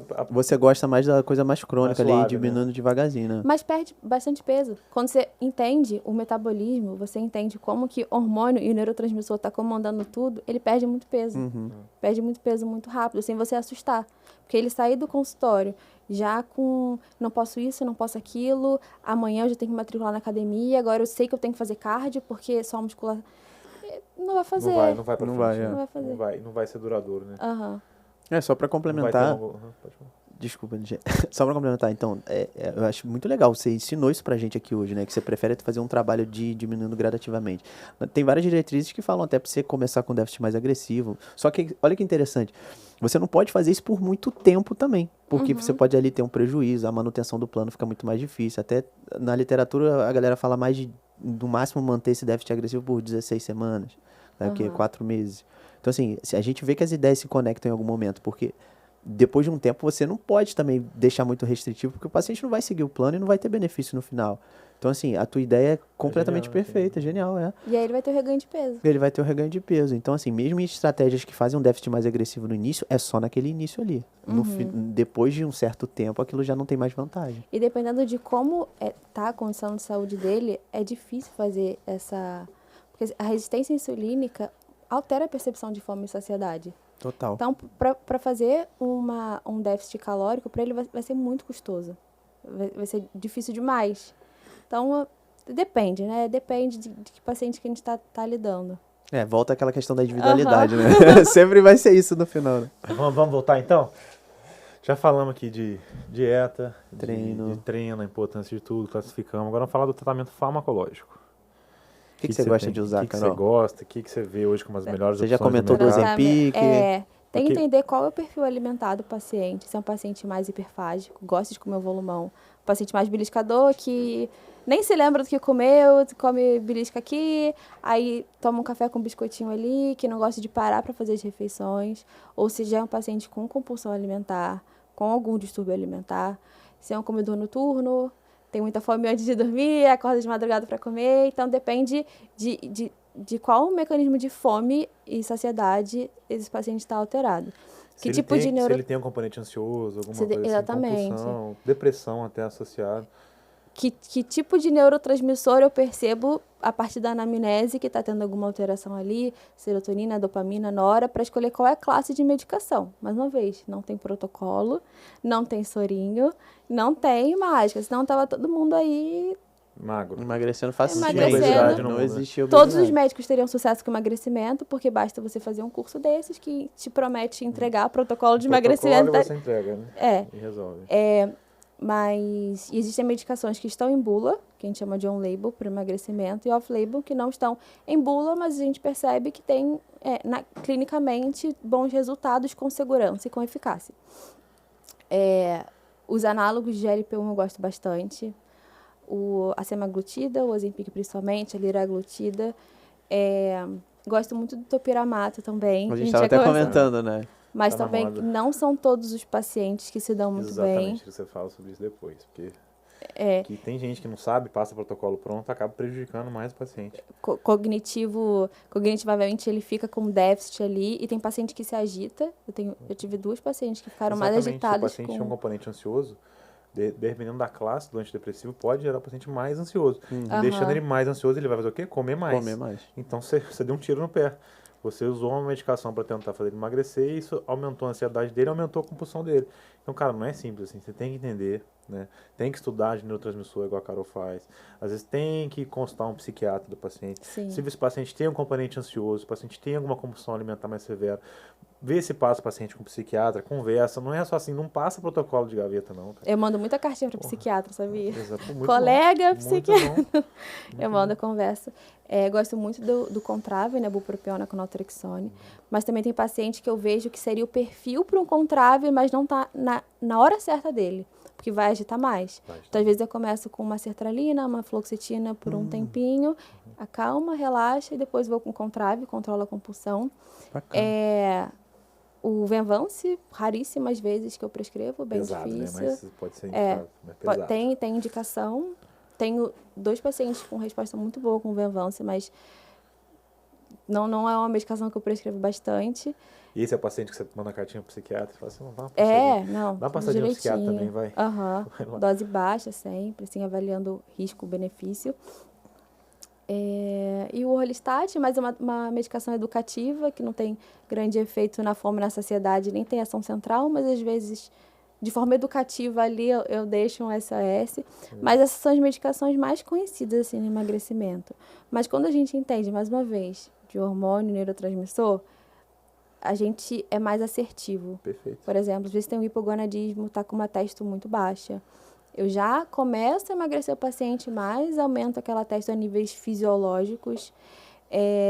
Mulheres na menopausa, com estrogênio muito baixo, FSH lá no alto, tá dormindo mal, o intestino não está funcionando, ela está com a sensação de que está enlouquecendo, ninguém entende ela. Vamos começar a repor esses hormônios. O problema não é hiperfagia, o problema não é fome. Antes de eu inibir seu apetite, O deixa eu consertar. O problema não é fome, não tem por que você passar um Ozempic ou um inibidor de apetite. Exatamente. Entendeu? Você tem que explicar para o paciente e para alguns médicos também, né, que passa. Vai ficar mais estressada. Marretada na galera. Então não aguento. Eu olho bastante assim, esse painel hormonal, SOP. SOP é uma doença também de caráter inflamatório, resistência insulínica. Então não adianta a mulher tá toda inflamada, não tá menstruando, tá com cólica, com dor, cheia de acne, e eu dei um Ozempic pra ela. Todo fudido, e você quer passar um Às vezes a metformina, coitada, R$6 uma cartela de metformina já resolve muito mais a vida da pessoa. Dapaglifosina eu gosto bastante, empaglifosina.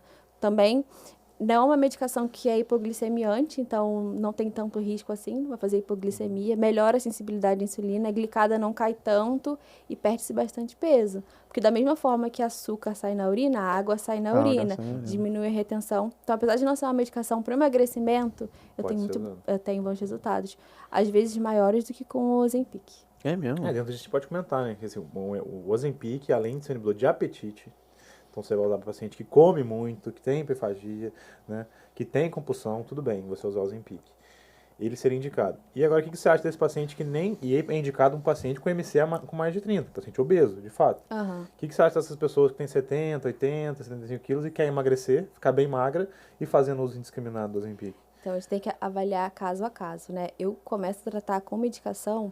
Eu não espero o paciente estar com IMC de 30 para tratar com medicação, né? Eu avalio dependendo...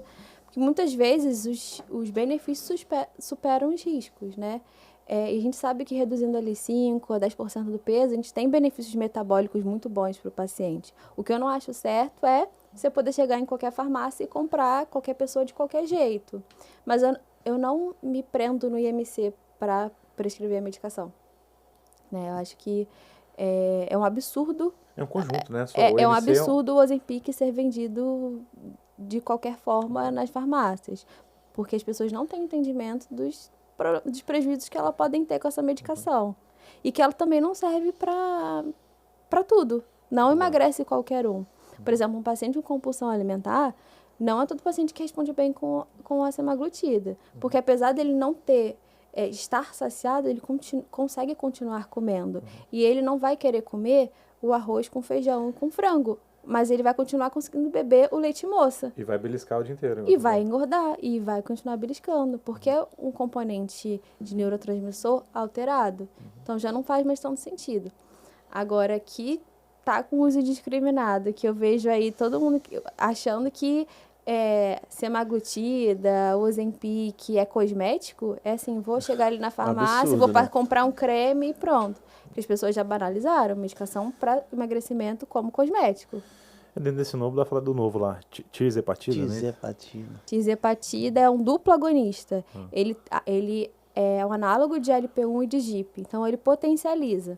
Na menor dose do Mounjaro, né, que é a tirzepatida, tem desfecho melhor do que na menor dose do Ozempic. Ainda não chegou aqui no Brasil, quando vier vai ser uma facada. Vai ser febre, vai estar gerando aí uma ansiedade na galera. Vai ser febre. Vai ser febre, porque um o efeito... Ozempic já foi, né? Imagina. Foi. Tinha um cara na internet que era coach do Ozempic. Tô zoando não, cara. Era coach do Ozempic. Ele passava e ensinava como não é médico, não é área de saúde, nada. Mas era coach do Ozempic. Porque é muito simples, né? E as pessoas, elas querem ser enganadas e elas precisam ser enganadas. Colocando uma injeção no subcutâneo uma vez na semana, ela não vai ter apetite e elas vão emagrecer. As pessoas querem acreditar nisso. E tem gente que vai vender isso. E vai ser a solução para todos os problemas. Vai ser a solução, exatamente. E você acha que essa medicação, você estimula um tempo para usar? Cada paciente, cada quadro é um quadro? Ou você já estimula assim, eu quero usar isso por 30 dias, por 2 meses, 3 meses? Nunca coloco prazo, porque o paciente ele não tem que já pensar no dia que vai acabar. tem que ser aos poucos, ver como que vai ser a evolução dele, como que vai ser a repercussão clínica. Talvez a gente tenha que suspender no meio do caminho aquela medicação, ou que eu inclua outra medicação. E da mesma forma que a obesidade é uma doença, a hipertensão é uma doença, você toma um antihipertensivo para o tratamento, se você parar de tomar aquele antihipertensivo, provavelmente sua pressão vai subir, né? Então, na verdade, não é o efeito da medicação.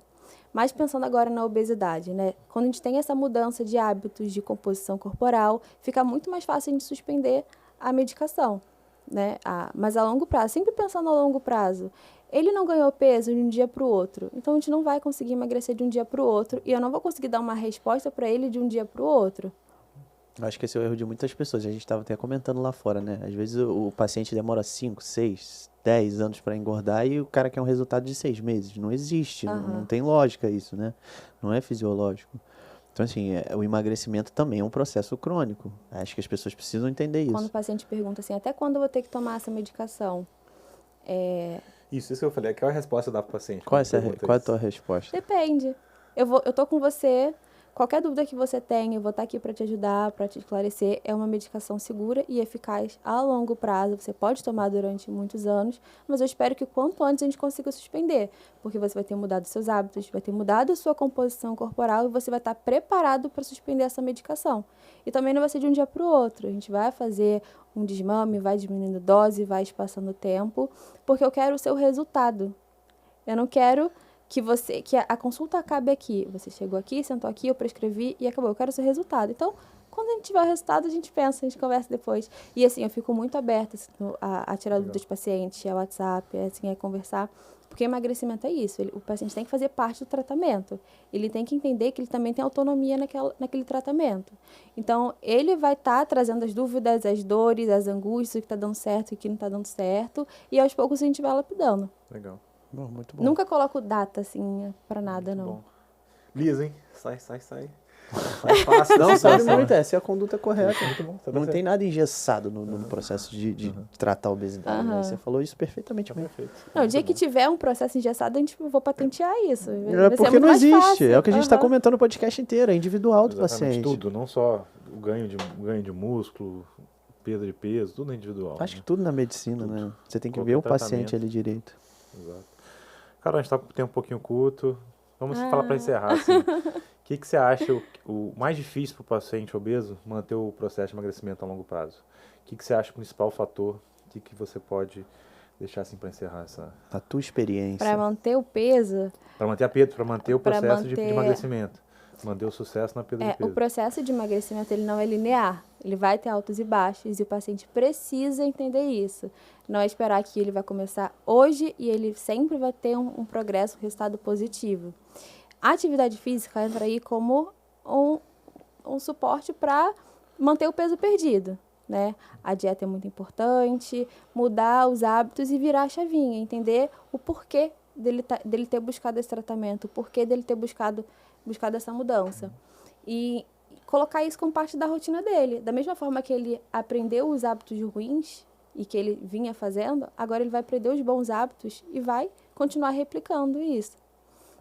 Eu acho que essa é a grande questão das pessoas que ganham peso, é quando elas não entendem por que elas estão fazendo aquilo, que elas estão seguindo algum protocolo, que elas estão imitando a galera treinar, porque hoje é bacana treinar e mostrar que tá pago, e tá fazendo uma dieta porque o Nutri prescreveu, mas não entende nem o que é um carboidrato, o que é uma proteína. Por que hoje é mais inteligente eu fazer essa combinação e não essa combinação? Então, eu gosto também de ser sempre educar o paciente. Trabalho educativo. Exatamente. Fazer ele entender que ele faz parte daquele processo, que ele precisa entender. Ele precisa estar esclarecido de qual é a proposta daquela medicação e qual a proposta daquele plano alimentar. Para ele não ficar igual uma marionete. E aí, assim, eu falo assim, eu quero te dar alta, eu quero que você nem volte mais aqui, que você tenha autonomia de explicar para os outros, que você ensine tudo que você aprendeu. Também gosto disso. Pô, muito bom. Muito bom mesmo. Quanto mais o paciente fica lúcido sobre aquele processo inteiro de emagrecimento dele, desde o micro, do macronutriente até a importância do exercício físico, mais vai ser a chance de sucesso disso acontecer, né? E para ele manter aquilo para a vida toda, sem ficar dependente do médico, dependente do nutricionista, né? Tem um papel educativo que ele aprenda aquilo e ele consiga levar aquilo pro resto da vida, até de maneira sozinha. Isso é um atendimento de qualidade. Parabéns, cara. Diferente. Para encerrar, a gente vai deixar seu Instagram na descrição aqui, tá? Foi um prazer ter você aqui. Prazer. Foi muito bom o Prazerzão. bate-papo, acho que conseguiu falar de tudo. Aprendi muito. Aprendeu muito de obesidade. E podemos gravar uma parte 2 depois, É um hein? assunto que rende, né? É, muito rende, vasto. cara. Se a gente começar a buscar o link, se a gente começar a falar só de inflamação, Só de É muito complexo, né? Só de Porque é muito medicamento complexo, também, né? Só de med- tem que segurar, né? Porque a obesidade é muito complexo, então tem muito pano pra manga, né? A gente pode ficar Aham. horas falando aqui. Isso aí. Carol, muito obrigado por ter vindo aqui hoje. Muito que prazer. agradeço. Muito O obrigado, bate-papo Carol. foi muito bom, muito produtivo pra gente, muito conhecimento. E quando de- precisar de alguma coisa. Tá certo. Se o paciente tiver com dificuldade da obesidade, eu vou mandar tudo pra você. Tá bom? Quando eles não quiserem preservar a massa óssea, É. eu trouxe. Tá certo. Vamos encerrar aqui. Mais um. Mais um. Graças a Deus. Muito Obrigado, bom. Carol. Guardar o próximo, tá? Carol, Vamos fazer um parte satisfação 2, né, Carol? imensa, Não vamos, não? querido. Claro. Então já era. Valeu, galera. Obrigado, Mais um pessoal. Médico Encerramos São mais muitas um Médico câmeras, agora Neuroma que eu vi que Cast. são 3. Valeu.